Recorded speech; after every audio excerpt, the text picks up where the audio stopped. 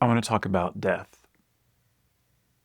Death is just the end of the physical body. It doesn't mean that anything essential has been lost. That's why we need to discover what's essential, to recover it, remember it, reconnect, recognize the truth of who we are. Because the truth of who we are transcends birth and death. That's one of the fundamental teachings. It's been said that the job of philosophy is to attempt to understand death and what it means, to come to terms with it. That's perhaps the most fundamental question of our life is, where do we go? What happens? And yes, in a sense, who are we? What is it that dies? Is death the end, or is there something else? When I woke up, I became aware of a transcendent reality. And part of that was an awareness of what happens after death. I don't expect anyone to believe anything that I might say about it, like some kind of dogma or an article of faith that you just have to believe in because someone said it. These things can be discovered if we investigate them deeply enough. I was deeply curious about this question. That was a big part of it for me. Similar to the Buddha, where he saw three sights: sickness, aging, and death. The third one was the most interesting one to me. It didn't make sense to me. Where do we come from? Where are we going? I really didn't have any sense of that before I woke up. Afterwards, what wakes up is consciousness itself. So when I say I'm not talking about the person. I'm not talking about the body. I'm not talking about the mind. Anything that's a thought, feeling, or sensation in this field right here. It's the I am that we are. It's what in the West we usually call God with a capital G, although it's usually misrepresented as some kind of anthropomorphic deity. It's really more like infinite consciousness that from a subject-object or dualistic perspective appears to be a void with a capital V, an infinite essence. It's not nothing. So the word void just means it's beyond us. We can't grasp it. And it is the fundamental reality. What is it? That's always the question, what is it? We want to know. There's a grasping. I want to grasp it. I want to understand it. It can't be realized that way. It's only through the surrendering of grasping that it becomes, in a sense, known to us because we are it. The forms that rise and fall are illusions. It's like looking at yourself in a mirror. There's nothing to be found there except what's already here. There's not something hidden around the corner in the mirror world because it's all right here. There's nothing hidden in who we are. To that I am awareness, once we awaken to it, it's evident. At death, there may be a lot of fear. That's part of it. And the fear is natural. And there tends to be a grasping that hasn't been fully recognized. It's a mental grasping after an identity that we can understand. So it's physical, for example. That's the primary one. This sense, I am the body. Or I am this person, this psychological person with a past and a future. I had these thoughts, I had these feelings, I have all these relations, memories. At death, we're confronted with something that's going to take all that away, or at least appears to. It certainly takes away the physical part. But the mental part continues. In Advaita Vedanta, they call it a subtle body. It's basically the mind. The mind continues. It doesn't perish in most cases. It continues because there's this sense that who I am is a mental entity. Its structure is made out of a tendency to grasp, a tendency to want to control. That's what we call ego. It's a reification of a psychological self that's mental in nature, and it seeks to encapsulate itself in forms. The forms are purely mental, and yet they manifest as physical when the identification is coarse or gross enough that it's, in a sense, created or manifested by this grasping tendency that I'm calling ego, as if it needs an answer to the question, who am I, that it can understand mentally, so it creates one.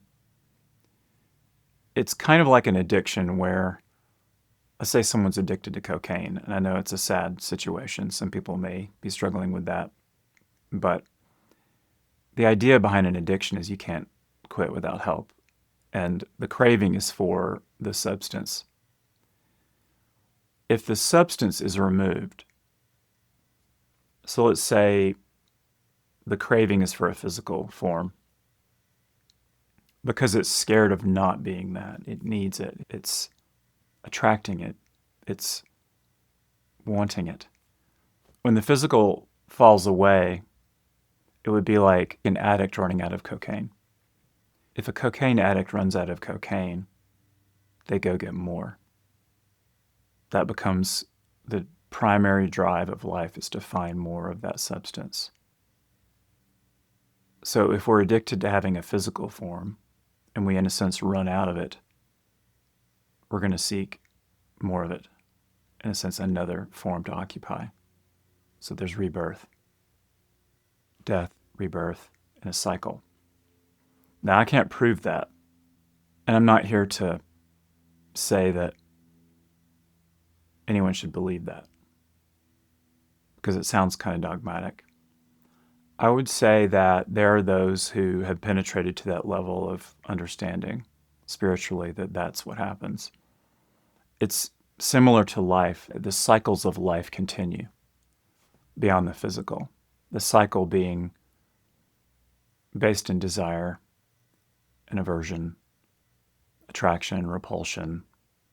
If we were in a house with a hallway and I said that there's a certain object hidden in a room down the hallway, third door on the right, the only thing that would satisfy that for you is if you went down the hallway, opened that door, and went in and saw for yourself. So if I'm saying, or anyone else is saying, that there's something beyond death, that's something that we're going to have to find out for ourselves. I'm saying that it's possible to discern these things while we're still in the physical. I didn't expect that necessarily. I used to be a chiropractor, actually.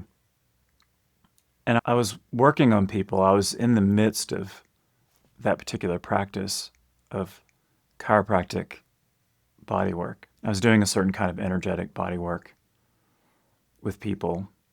And when I woke up, it completely shifted. Just night and day, overnight. I've described what happened with me, where I woke up in the middle of the night and everything was different. Well, I had to go to work. So my work was putting hands on people and being with them, and that changed entirely. It became much more sensitive and alive and intelligent, and the form of it changed completely. One of the things that happened, I noticed, is that I became aware of, for lack of a better way to put it, entities that were trying to communicate with the people on the table. I laugh a little bit because here you go. This is happening. There's an understanding that Uncle Fred is trying to talk with Alice or whatever. And usually there was a sense maybe that it was in one ear or the other. And I would say, are you having symptoms in this ear? Are you having pain or something? And usually people would say, yeah, that's because Uncle Fred is yelling in your ear. He wants you to hear something. And the answer was usually, go away, Uncle Fred, you're bugging me. And this is in a chiropractic practice, mind you. And I know it's not exactly mainstream, but we would do a ritual of separation in that space. where there's a chiropractic table and a patient, and we do a ritual of separation, which I'm not going to do here, but basically it's telling a friend or a loved one or some kind of familiar that is hanging around in your psychic space, like they've died, but they have not moved on. And when you die, you realize you can't correct the things that you wanted to correct in your life or that needed correction, you didn't deal with them.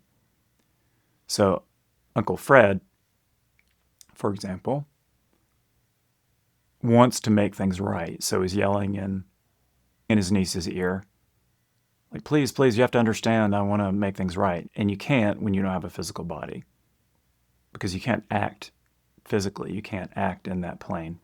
So that was interesting.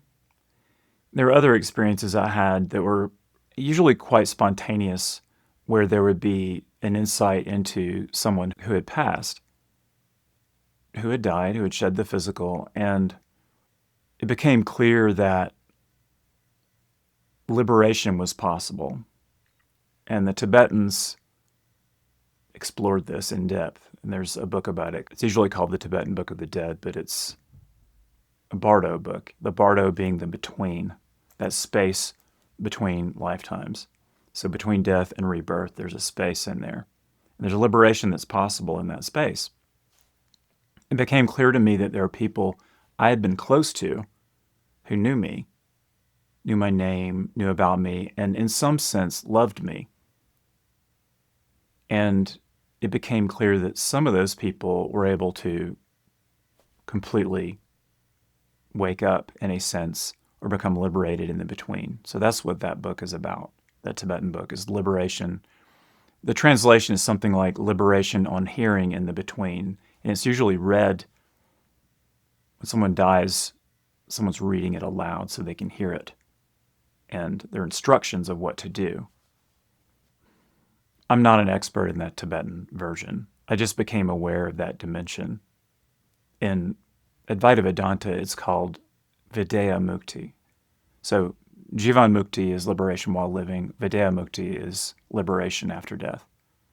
I recommend the Jivanmukti part, the waking up while you're still alive, because that ensures the other. So when you die, there's no clinging to a form. There's no there's no rebirth. There's no suffering. There's no lack. I would say there's no pain, but that would mean there's no pleasure. There's no division. There's only what might be called suchness or reality. And it's entirely, I would say, blissful, but we think of bliss as opposite to suffering or pain. So we let that go. What is it? As soon as we say what it is, there's going to be an opposite. So it's not that. It comprehends all pairs of opposites. I just thought I'd mention this because it's kind of cool. Again, I can't prove it. It's known through awareness. The pure awareness is aware. So it's like seeing that. I covered this topic briefly in my book, 10 Paths to Freedom. There's a letting go. There's a recognition of the absolute and a letting go of this reification of the relative self that we call ego. And we can do it now. I recommend that. And there's an opportunity at death for liberation if it hasn't been attained in life. It's just how connected are you to the teaching in the living form of it? How aware are you of that dimension? It helps if you have a teacher.